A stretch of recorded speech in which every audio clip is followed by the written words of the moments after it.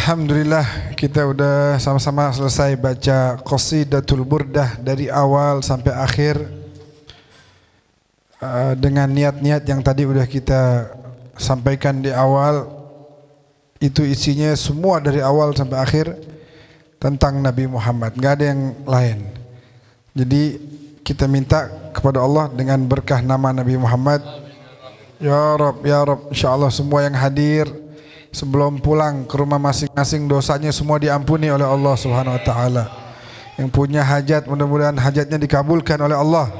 Amin amin ya rabbal alamin. Baik hadirin, saya enggak akan panjang lebar, sedikit aja. Hadirin yang dimuliakan oleh Allah, itu tadi semua tentang Nabi Muhammad. Dan memang kalau bahasa maulidnya al-kaunu isyarah, semua alam semesta ni ya sekedar syarat aja dah.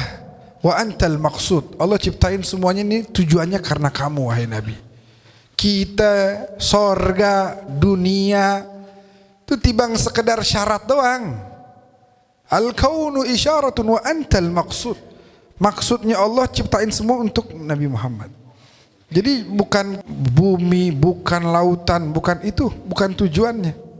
Itu sekedar syarat doang.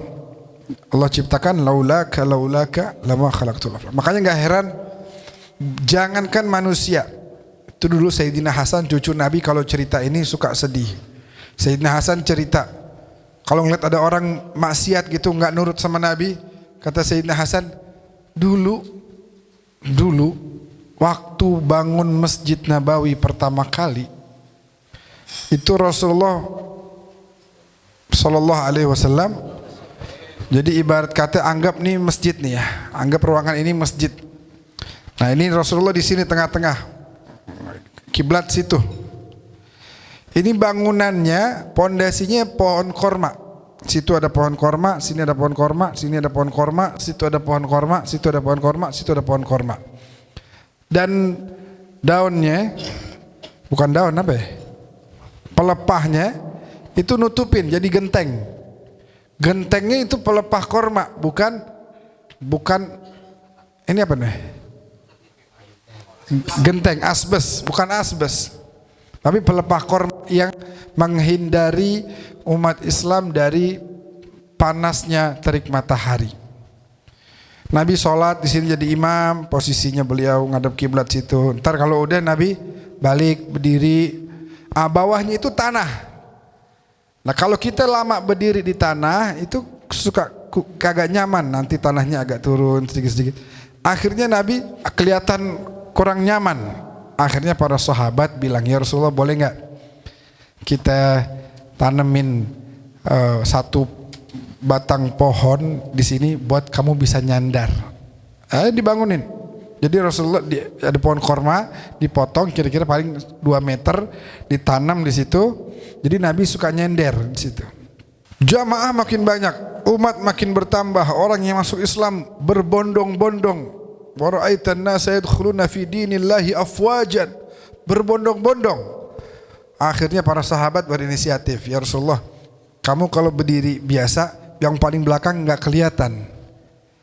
Kami izin mau bangunin mimbar. Jadi kamu nanti diri di atas mimbar biar yang belakang kelihatan. Baginda ntar berdiri di situ. Boleh enggak? Kata Nabi boleh. Boleh. Nah, akhirnya ini pohon dicabut, dipindahin ke pojokan situ. Dibangunkan mimbar. Nabi naik ke situ. Naik kelihatan dari belakang. Sekali waktu lagi ceramah, kedengeran ada suara tangisan, suara rintihan. Dicari sama sahabat kanan kiri depan belakang. Mana nih, siapa yang nangis? Onta kali nggak ada, ya hewan apa kali gitu nggak ada. Akhirnya ditemukan bahwa sumber suara itu adalah kayu yang sebelumnya jadi senderan Nabi, kemudian dipindahkan ke pojokan. Itu suaranya kedengeran sama para sahabat. Jadi saksinya banyak. Nabi turun dari mimbarnya, Nabi datengin. Ini semua hadis, kitab hadis ada.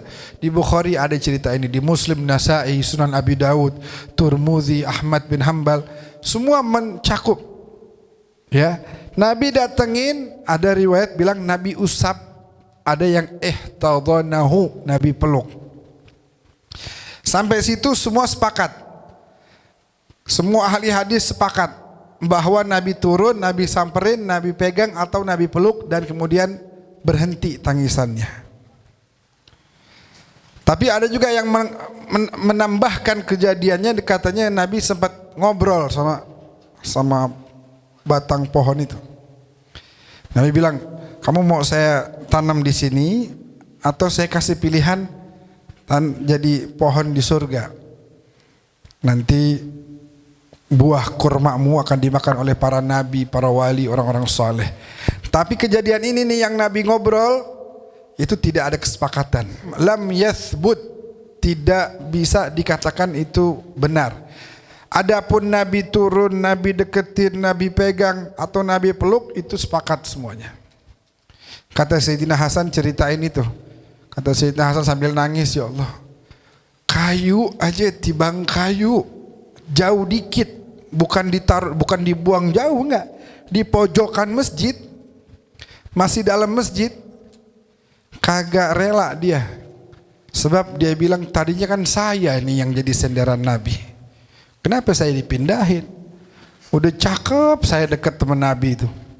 Kata Sayyidina Hasan, tibang kayu, wa atakal udu yabki, kan ada di dalam qasidah tuh. Itu kayu nangis, merintih kayu. Makanya Sayyidina Hasan tuh suka bilang, kayu aja nangis jauh dikit dari Nabi. Kok ada manusia jauh dari Nabi terus hatinya nggak gelisah, hatinya tenang-tenang aja. Kayu dekat masih, cuman dipindahin posisinya, itu aja nangis. Belum lagi kalau kita dengar cerita, kalau antum nanti mudah-mudahan Allah kasih rezeki yang banyak bisa ke Madinah. Ya, anggap nih kita di Masjid Nabawi nih, atas kita kubah hijau nih. Nah, anggap gitu ya. Kiblat ngadepnya sono. Kiblat ngadepnya sono. Kalau kita keluar dari masjid, nah ntar belah sono ada masjid namanya Masjid Ghamamah. Masjid awan. Wal ghamamah qad adhallat. Wal mala sallu alaika. Itu yang namanya awan. Waktu itu belum masjid, waktu itu tempat Nabi sholat hari raya, sholat lebaran. Di situ tempat Nabi sholat. Jadi Nabi kalau mau sholat keluar dari rumahnya ke arah situ, itu lapangan dulu. Nabi sholat di situ. Rupanya habis sholat Nabi khutbah, matahari udah mulai bersinar, rada panas. Otomatis tuh tiba-tiba ada awan nutupin Nabi. Nabi doang nih, Nabi katakan Nabi nih, ini Nabi berdiri. Situ aja udah yang ketutup awan. Yang hadir semuanya kena matahari.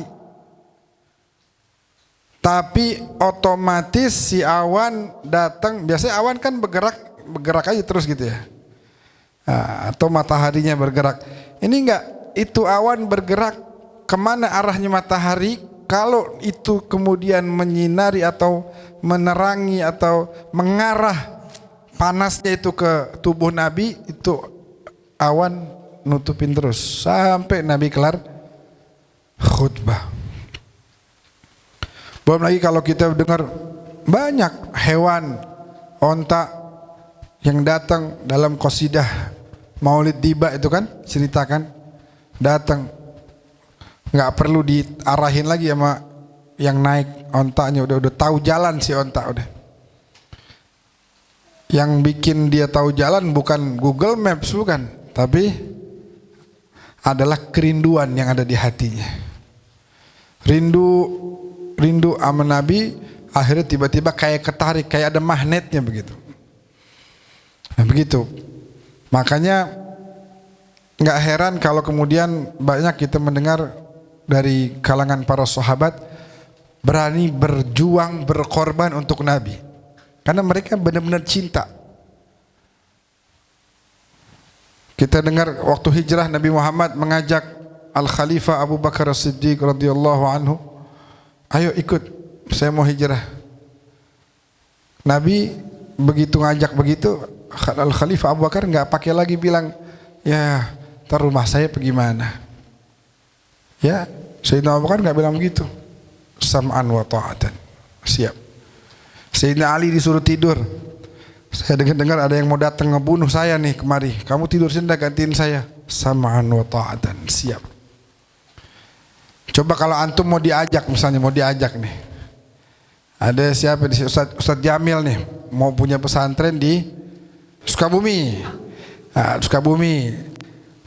Kemudian Ustadz Jamil ngajakin, ente ikut aneh.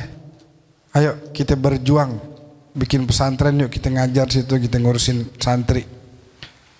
Kan mikir kalau saya yang diajak ke Ustadz Jamil, saya masih mikir tuh, rumah saya gimana? Suruh hijrah nih, hah? Makan apa gue di sono? Kagak ada siapa-siapa, gak kenal, cuma kenal Ustadz Jamil. Entar kerjaannya kerja apa? Ntar penghasilan dari mana? Terus rumah yang di sini bagaimana? Kebetulan misalnya ada yang punya toko, ntar toko saya bagaimana? Apalagi? Keluarga harus tinggal. Suruh tinggal, kerjaan, keluarga, toko, rumah, duit, tinggal. Berat gak tuh? Berat, disuruh tinggal udah. Bener-bener tinggal, bukan pergi terus ntar balik lagi, enggak. Tinggal di Madinah udah selamanya. Sam'an wa ta'atan, siap ya Rasulullah. Makanya kata orang bilang, ma ra'aitu ahadan yuhibbu ahadan kahubbi ashabi Muhammadan. Saya enggak lihat ada orang cinta sama satu orang sebagaimana cintanya para sahabat kepada Nabi Muhammad. Enggak pakai mikir. Tidur ya, saya dengar saya mau didatengin, mau dibunuh. Sam'an wa ta'atan, siap. Ikut saya pergi ke Madinah, siap. Maju, siap. Lakukan ini, lakukan itu. Khadijah, keluarkan sebagian hartamu untuk Islam. Semuanya ya Rasulullah. Bukan sebagian, semuanya. Ini milik Allah semuanya. Kamu udah ajarin saya bahwa al-Islam ya'lu wa la yu'la alaih. Ini semua saya serahkan untuk Islam. Enggak ada tanggung lagi, enggak pakai tanggung. Siap. Pilihan Allah ini untuk membersamai perjuangan Nabi Muhammad. Nah gitu. Makanya enggak heran kalau kemudian onta datang ngadu lah, ada yang ngadu tentang kekhawatirannya mau disembelih, ada yang datang karena rindu kepada Nabi. Awan lah tiba-tiba ngelindungin Nabi, kayu yang nggak dipakai senderan lagi nangis. Terus di mana posisi kita? Nah, insya Allah dengan Qasidatul Burdah ini kita berharap kita makin cinta, makin sayang sama Nabi Muhammad sallallahu alaihi wasallam.